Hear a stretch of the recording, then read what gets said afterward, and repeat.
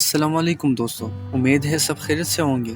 دوستو، کچھ بچے ایسے ہوتے ہیں جو محنت تو بہت کرتے ہیں لیکن ان کے ایگزام میں مارکس اتنے اچھے نہیں آتے، اور اس کا ریزن یہ ہے کہ نالج گین کرنا ایک بات ہے لیکن اس کے اوپر ایگزامنر کو سیٹسفائیڈ کرنا دوسری بات۔ اسی لیے بچے تیاری اچھے سے کرتے ہیں لیکن ان کا آنسر صحیح طریقے سے نہیں ہوتا، جس کی وجہ سے اس کو مارکس پورے نہیں ملتے۔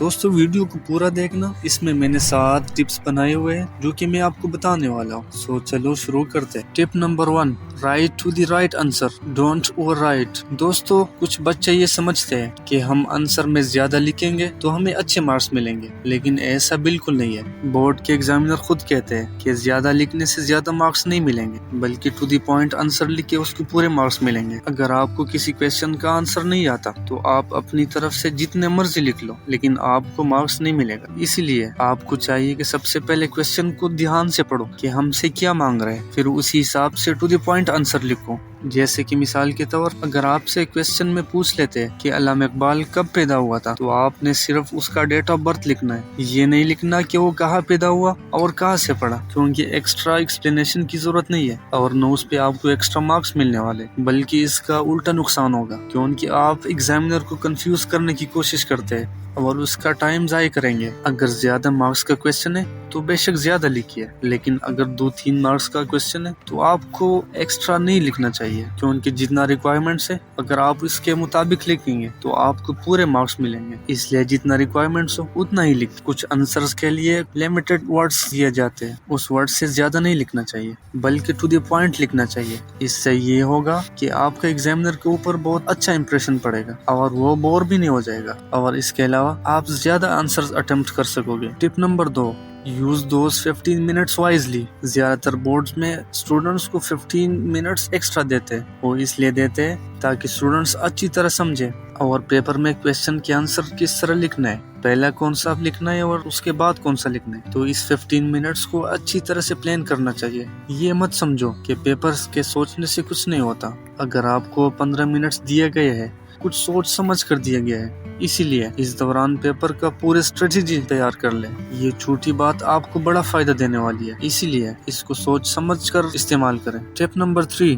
Do those questions first which you are more confident about۔ اکثر بچے اس چیز پہ کنفیوز رہتے ہیں کہ کون سا کویسچن مجھے سٹارٹ کرنا چاہیے، کون سا پہلے کرنا چاہیے، کون سا بعد میں کرنا چاہیے۔ تو سب سے پہلے آپ کو اس کویسچن کا آنسر دینا ہے جو آپ کو سب سے بہتر آتا ہو۔ اگر ان میں سے آپ کو لانگ کویسچن اچھا آتا ہو تو اس لیے آپ کو سب سے پہلے لانگ کویسچن کا آنسر دینا چاہیے، کیونکہ اگر آپ لانگ کویسچنز کو کمپلیٹ کریں اور شارٹ کویسچن کچھ رہ جائے تو اس پہ آپ کے مارکس میں اتنی کمی نہیں آئے گی۔ اسی لیے آپ کو سب سے پہلے وہ کویسچن کرنا چاہیے جو کہ آپ کو اچھی طرح آتا ہے، اور بعد میں جو اس سے سیریل سے لکھنے کی کوئی ضرورت نہیں ہے۔ آپ بس کویسچن کا نمبر دیں اور آنسر شروع کیجیے، اس سے آپ کے اندر کانفیڈنس آئے گا اور آپ کا ایگزامینر بھی سیٹسفائیڈ رہے، کیونکہ وہ آپ کا فرسٹ اور سیکنڈ کویسچن دیکھ کے مطمئن ہو جائے گا، کیونکہ کسی بھی چیز کی شروعات بہت کروشل ہوتے ہیں۔ تو اگر آپ سب سے پہلے وہ کویسچن کرتے ہیں جو آپ کو صحیح طریقے سے نہیں آتا، بلکہ آپ سیریز وائز کرنے کی کوشش کر رہے ہیں، تو آپ کا کانفیڈنس لو ہو جائے گا، جس کی وجہ سے آپ ڈپریس ہو کے آپ کے جو باقی کویسچنز ہیں وہ بھی خراب ہو جائیں گے۔ اسی لیے آپ وہ آنسر لکھ لیں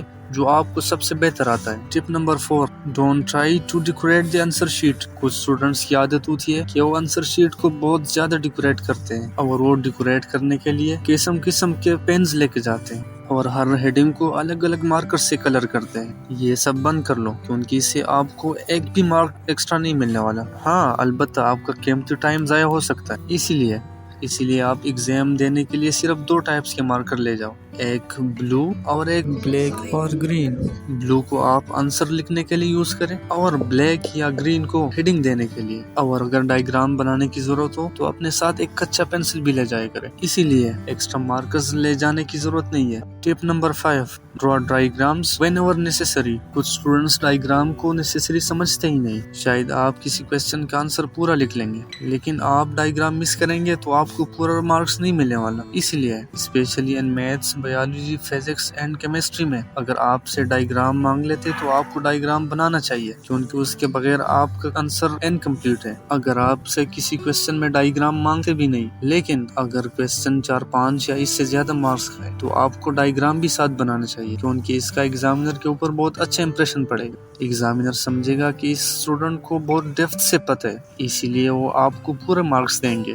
اسی لیے تھیوری کے ساتھ ساتھ ڈائیگرام بھی بناؤ. Tip number 6، write your answer point wise. کچھ اسٹوڈنٹس کو آنسر بہت اچھی طرح آتا ہے، لیکن جب وہ لکھنا شروع کرتا ہے تو ختم ہی نہیں ہوتا، یعنی کہ بہت ڈیٹیل کے ساتھ لکھ لیتے ہیں. لیکن یہ بہت غلط طریقہ ہے. صحیح طریقہ کیا ہے میں آپ کو بتا دیتا ہوں. آنسر کو پوائنٹ وائز لکھنا چاہیے. پوائنٹ وائز کا مطلب یہ ہے کہ آپ آنسر کو چھوٹے چھوٹے پارٹس میں ڈیوائیڈ کر کے لکھو. اس کا یہ فائدہ ہوگا کہ آپ کے ایگزامینر کو بہت ایزیلی سمجھ آئے گا.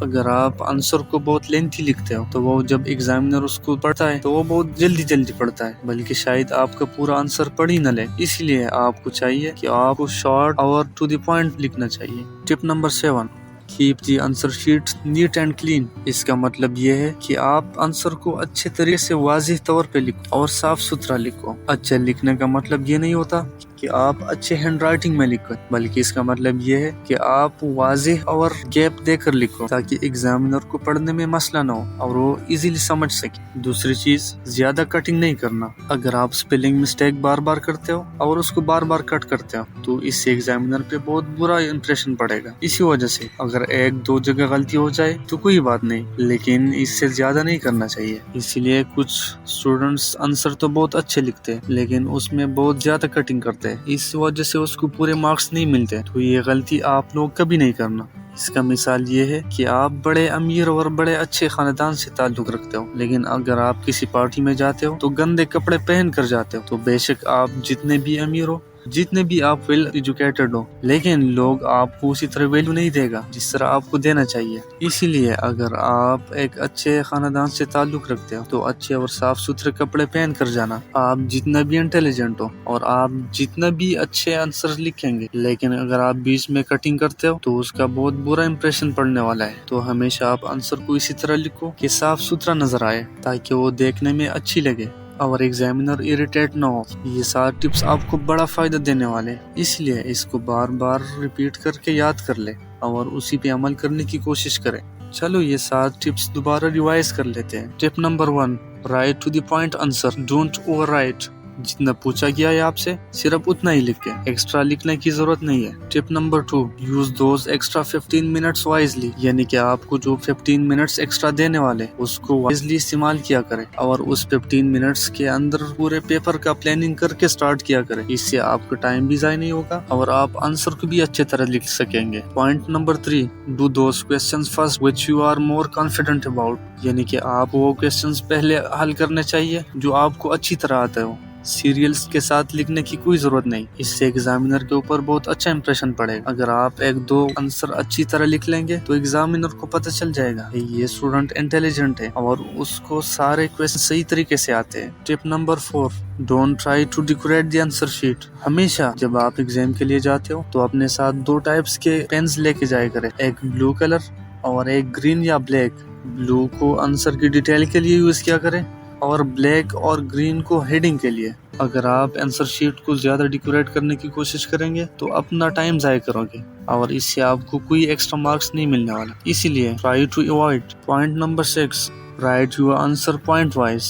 پوائنٹ وائز سے آپ کا آنسر اسٹرکچرڈ ہو جاتا ہے جس کی وجہ سے پڑھنا آسان ہوتا ہے. Number 7، keep the answer sheet neat and clean. اس کا مطلب یہ ہے کہ آپ زیادہ کٹنگ کرنے کی کوشش نہ کریں. زیادہ کٹنگ کرنے کا آپ ایگزامینر کے اوپر بہت برا امپریشن پڑنے والا ہے. اسی لیے آپ جتنا مرضی اچھا آنسر لکھ لیں، لیکن اگر اس میں کٹنگ زیادہ ہو تو آپ کو پورے مارکس نہیں ملنے والے. اور اس کے ساتھ ساتھ لکھنے کے بیچ میں اسپیس دیا کریں تاکہ آپ کا آنسر نیٹ اینڈ کلین نظر آئے. تو دوستو، امید کرتا ہوں آپ کو یہ ویڈیو بہت پسند آئی ہوگی.